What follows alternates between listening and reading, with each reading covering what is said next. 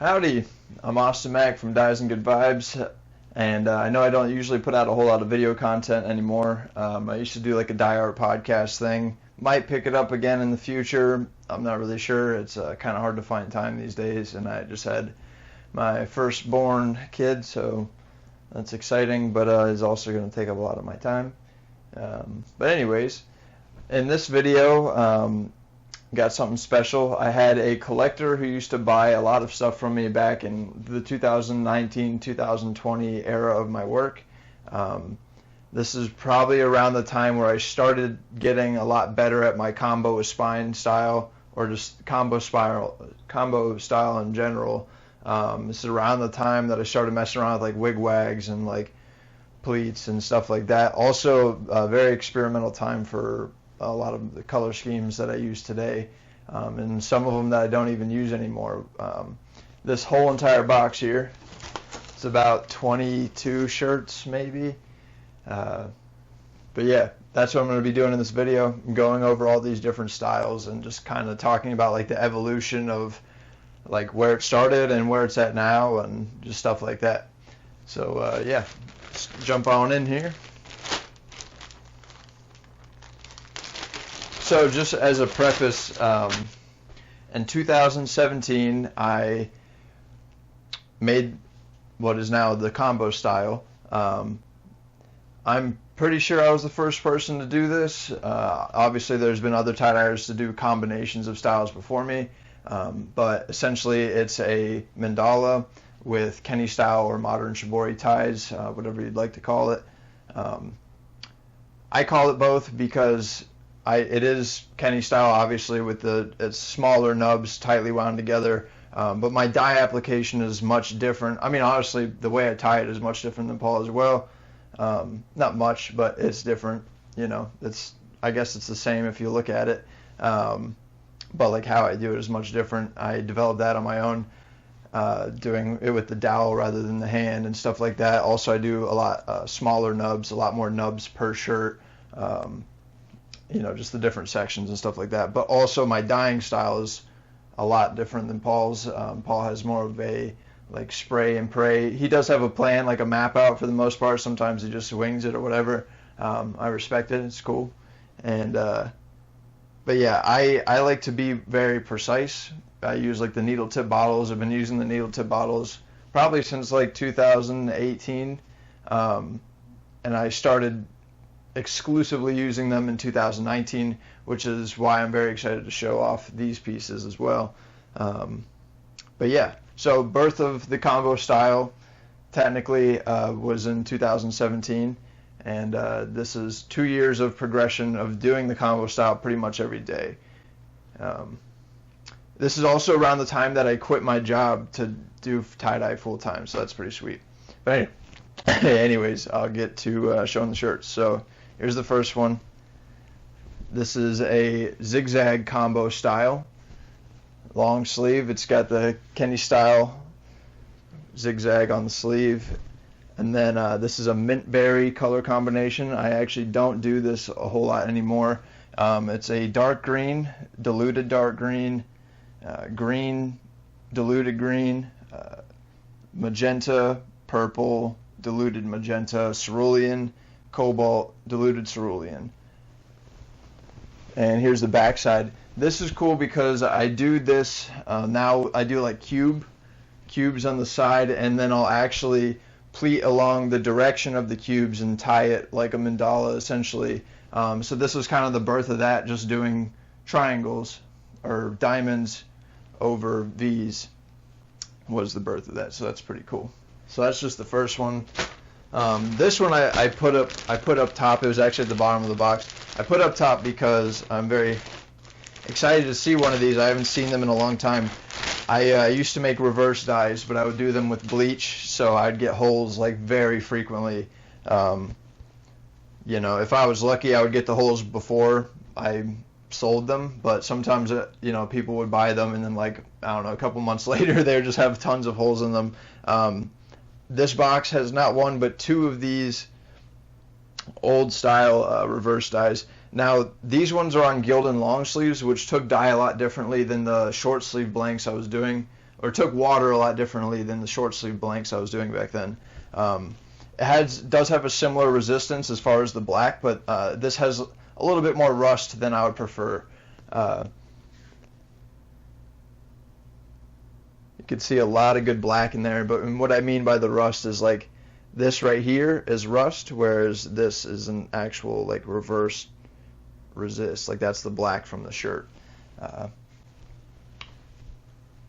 But yeah, this one's pretty sweet. I honestly might keep this myself just because it does run the chance of having a hole in it, but we'll see. I mean, maybe I'll sell them. Oh, not that I think that any like customer people are probably watching this video, or if they are, they're definitely not making it this far into the video, but I am going to be selling these slowly over the next couple weeks. I might do like 2 a week on the drop or something like that. I don't want to like flood the drop because they all are the same size. They're all 2XLs. But yeah, we'll jump back into it. This one looks like one of the OG super shirts. This might be one of the very first few that I did with the liquid on the spiral. So for a long time I did. Well, I'll show you later on in this box because he does have a couple of them in there, I think. But I used to only do these super shirts. Super shirt means it's got spirals, either 4 or 2, Mandala, Kenny style, and honeycomb on it. Here's the honeycomb tie. Now in 2017, a lot of the tie-dyers at the time were doing these like 1 or 2 inch tall pleats, and then they were doing these either very obtuse ties, like cross ties, or they were doing very acute ties. And basically, so either they would look like triangles or they would just look like weird little like dots, essentially. So once I kind of learned how to do the 12-point mandala at that time, I tried mimicking the angles that I was doing on the mandalas on a straight pleat. And what came out of it was this honeycomb tie. So I don't really claim to do the first one. I think that I was possibly like one of the first to have more of a honeycomb shape in the pleat. Dan Dema, he definitely had honeycomb shapes, but they were on larger pleats, and he would do these like 4-ply V shirts that were like, I don't know, probably 1.5 or 2 inch tall pleats tied like very obtuse. But yeah, so this is pretty cool. This is a blackout 12-point mandala, which most of these are going to be because I did that for a really long time, but I got them pretty good all the way up into the center. This is what I would call a confetti or classic combo, or classic color scheme. Classic just means rainbow. Got a quad spiral, like that's pretty sweet. This might be one of the first quad spirals, I don't know. Definitely, definitely one of the first 10 quad spiral super shirts liquid that I've done. So that's pretty neat. Oh, this one's pretty cool. So there was a very small amount of time where I was studying what colors bleach would take out. And because bleach doesn't actually remove all colors. It doesn't remove like cerulean. I think it doesn't remove orange, red maybe. I can't really remember all of them, but at the time I thought it was impossible to do a mandala on a double symmetry shirt. I guess it is in this way, but so this is a double symmetry shirt where I bleached out a circle in the middle. Double symmetry means it's 4 folded, so I think it's like 6-ply or 8-ply. So here's a center line and here's a center line. But yeah, then I bleached out a circle and put in a mandala. You can kind of see like the white in there. It's not super clean, but pretty cool.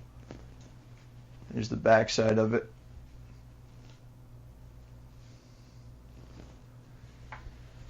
Oh, I wish I had a wide angle for this, but I kind of just wanted to like spontaneously make this video just because when am I ever going to get an opportunity to go through a box of shirts that I made, years ago? It's pretty wild. I mean, really, it's only like 3 years ago, but my styles and just my work has changed so much in the last 3 years. It's just really cool to look back and be able to see them in person and like look at the colors. Here is just an Inferno Combo. Inferno is yellow, golden yellow, orange, fuchsia, magenta, purple, and now violet. But back in the day, I used to not use violet. It actually looks like there's some burgundy in here, which I haven't used in a really long time.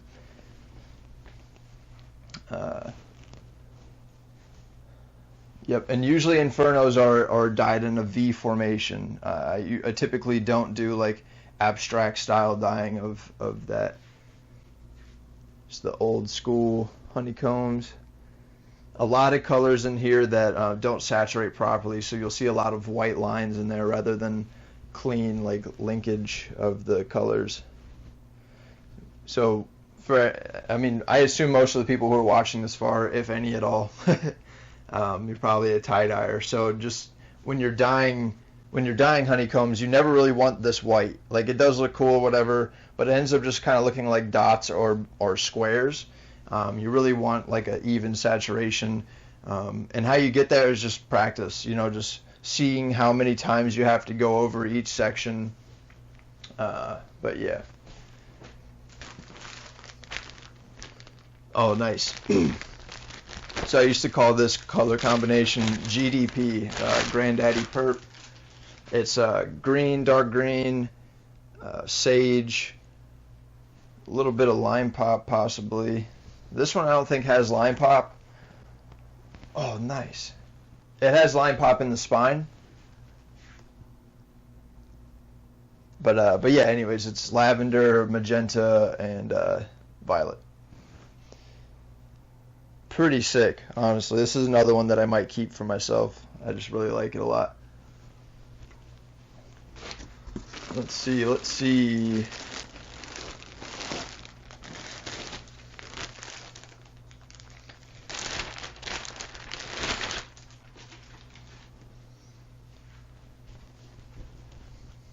Whoa! Oh, crazy. So this was an experimental time where I was experimenting with different ways to like dye spirals and stuff like that, which, you would think that I would have a better understanding of it, being able to do like mandalas and dyeing the Kenny style that way. You would think I'd understand different ways to dye spirals at that point, but a lot of people do this where they'll jump into tie dyeing and they just want to do, like more advanced stuff right away. I personally think it's cool to start with easier designs and then kind of get like really good at those. Like, you see all the people who do the pleated spirals and stuff like that. And there's even people who will like stop at the pleated spiral and then just take off with it. Like Maximilian in Russia, he just does like these wild, freaking like 80 pleat stuff like that. There's some dude, I think Dexter's Lab maybe, and then a couple people from the Philippines do the direction change spirals. That stuff is super crazy, and it's just, those are people who started tie-dyeing. They started with simpler designs, and they just kind of stuck with the simpler designs until they got not simple anymore, I'm a firm believer that with anything in life in general, honestly, if you just put the time in, eventually you'll get really good at it. I feel like it's more rare for somebody to not progress if they put the time in than it is, somebody that gets extraordinarily good at something if they put the time in. I started doing this almost 8 years ago now, 2015, and at the time I was an electrician. I was an electrician for like 6 years, and at the time I was only making like $350 a week or something like that. My rent was $125 a week at a halfway house. I lived with like 7 other random dudes who were either out of prison or like rehab or whatever. I myself was out of rehab at the time, and just trying to recover and learn how to be a human being at the age of 19. And but yeah, I found tie dyeing through one of my roommates. He brought home a kit, and I was like, yo, I have to try that. And for some odd reason, I could never explain to you why, I became like obsessed with it. Like, I just loved tie dyeing so much, to the point where if I only had $200, after my paycheck and paying rent, I would buy like cigarettes, Red Bull, gasoline, and then the rest of the money would go to like blanks and tie-dye kits from Walmart. This is before I even knew about like professional dye or Facebook groups and stuff like that. Like I didn't know about any of that stuff. And I did that probably for like the first 6-8 months. I'm talking every weekend, to the point where like I started doing it during the week. And then I found these Facebook groups, and then I found out about Dharma trading and like real dye. This is when I was first introduced to like Paul Kenny, Dan Demma, Rob Norwood, Katie Diamond Wolf, just a bunch of different tie-dyers at the time, who had more of a name in the community. And I really just became obsessed with it. I was so like enamored that there was more stuff than just like doing mushroom ties and spirals and scrunches and stuff like that. And I feel like just from the jump, once I figured all that out, Rob Norwood was my biggest inspiration, just because he was the only person I seen that was putting all these like different like a V, like a pleated V, a spiral, and a mandala, and different mandalas at that, all in one piece. And that just seemed so cool to me. But I also seen all these other different styles, and I was like, whoa, like what if you could do what Rob's doing, but like also what Paul Kenny's doing? And then there's like Takafume doing the crazy like bang thing and pleated spirals, and then Timofey came along around the same time that I did. He's a Russian tie-dyer. Doesn't really tie-dye anymore, but he was very talented when he did. I'll never forget, like around the time that he was quitting tie-dyeing, he told me, he's like, yeah, I think we've maxed out the art form. I don't think there's anything, like, there's no more progression. And I just knew he was wrong. I was just like, there's so much more that we could do with this art form. And, here we are a couple years later doing stuff that I never thought was going to be possible, But anyways, I'll get back to this. Let's see what we got here. I want to get to one of these, oh, here we go. So this is an OG, like crazy, probably like early 2019 era super shirt, where I used to do it with ice dye spiral. So I would pre-soak in soda ash, ice dye the spiral, wash it out. Have no idea how I prevented all that extra dye from the ice dye to getting into the white part of the shirt. Obviously just Synther Pull or whatever, but I've tried it again like later on, and I would always get back stains. It was super weird. Probably because I wasn't boiling, honestly. But here you go. Damn. Thing is so sick. And then, yeah, just the straight honeycomb. You could actually see it's a little wavy. It's funny. Yeah, for the longest time, I used to not draw out pleats or anything like that. I would just straight pleat it and try to, like, make it look straight. But, yeah. Alright, this one's pretty cool. This is a color scheme that I don't do anymore. Thomas Kenny once called it, like, I think secondaries or something like that, because there's, I don't really remember why, but essentially it's just green. It's basically my green color scheme. It's like avocado, forest, dark green, lime pop, maybe like two other ones, I don't know. Sometimes it's like, depends on what I'm doing. And then, so that's on one side, and then on the other side is a fire color scheme. I think I said it earlier. And it kind of creates like this cool checkery pattern.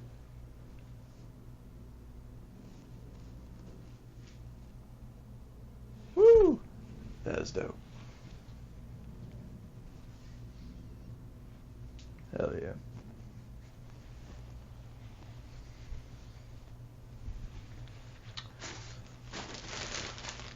Alrighty.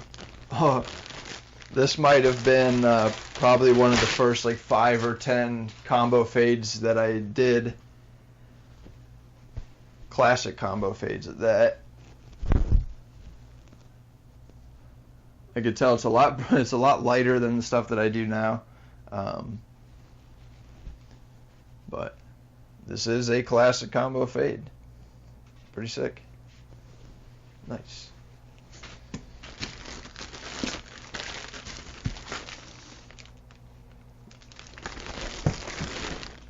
Alrighty, I'll just keep going. This is, I used to call this Hibiscus, which is funny because I called it that, but it's actually not really inspired by a hibiscus. A hibiscus is just like a yellow, or well, it comes in a bunch of different colors, but pink flower, just green leaves. The one that really inspired this, I forget the name of, and I didn't call it that because nobody would know what the hell I was talking about. But it's a plant and it has a like purple, green, and pink leaf. But yeah, used to call it hibiscus.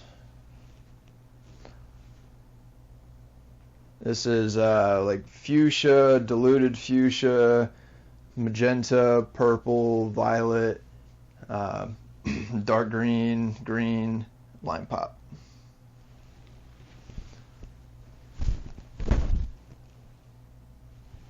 Nice. Here's another classic super short variation.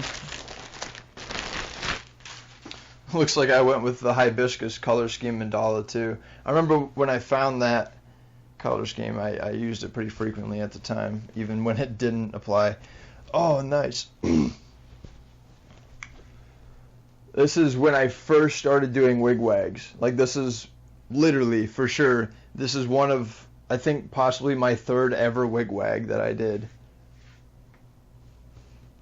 You can see the saturation is not great. But yeah, pretty crazy though. This is another one I might keep. I might not resell, but pretty cool, like just historical piece for my own collection, I suppose. Got another reverse dye, hibiscus double sim.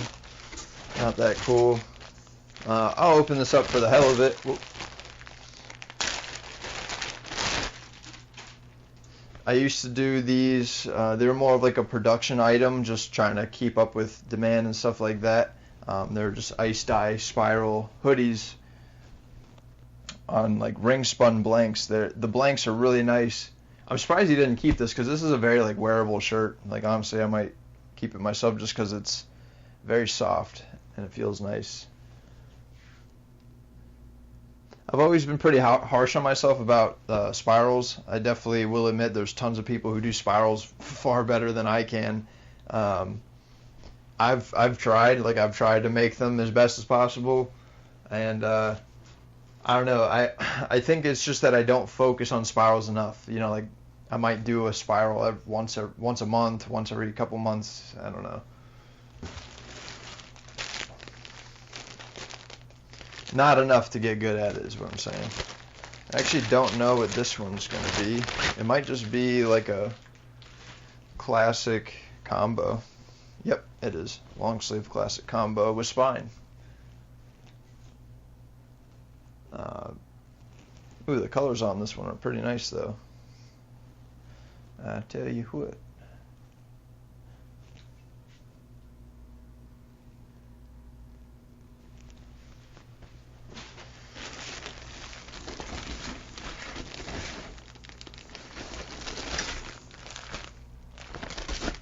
Alrighty, there's a couple more in there, but it's like one iced ice scrunch, one spiral, and it looks like an all green color scheme combo.